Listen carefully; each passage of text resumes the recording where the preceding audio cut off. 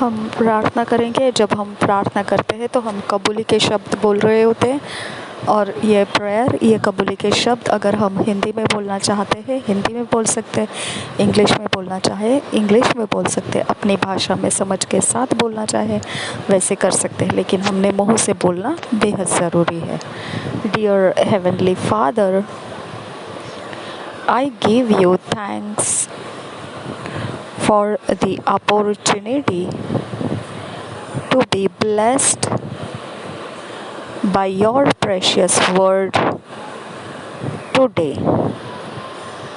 I consciously stay on your word through study and meditation.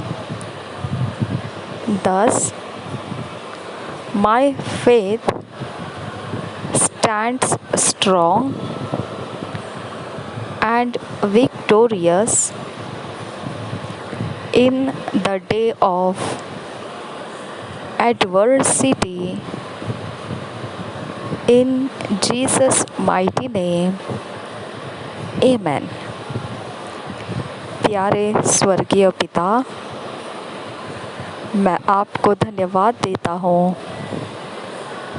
इस धन्य अवसर के लिए जो आपके बहुमूल्य वचन में से आज है।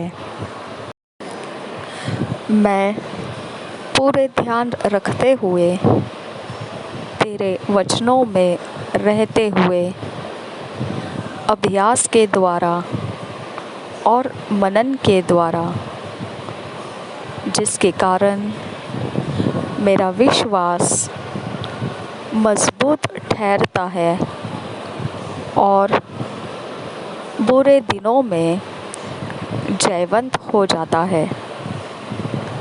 यीशु के सामर्थी नाम में आमीन।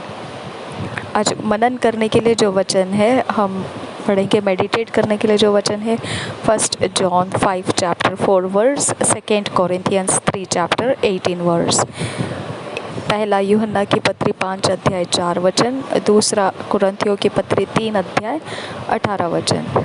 हम इंग्लिश में पढ़ेंगे किंग्स जेम्स वर्शन में से, हिंदी में पढ़ेंगे BSI बाइबल में से। 1 John 5 chapter 4 verse, for whatsoever is born of God overcometh the world, and this is the victory that overcometh the world, even our faith। First word से पढ़ेंगे और एक बार पढ़ेंगे हिंदी वचन में पढ़ेंगे हम BSI बाइबल में से, पहला यूहन्ना की पत्री 5 अध्याय का 4 वचन। क्योंकि जो कुछ परमेश्वर से उत्पन्न हुआ है वह संसार पर जय प्राप्त करता है, और वह विजय जिससे संसार पर जय प्राप्त होती है हमारा विश्वास है। और एक बार पढ़ेंगे पहला यूहन्ना 5 अध्याय का 4 वचन।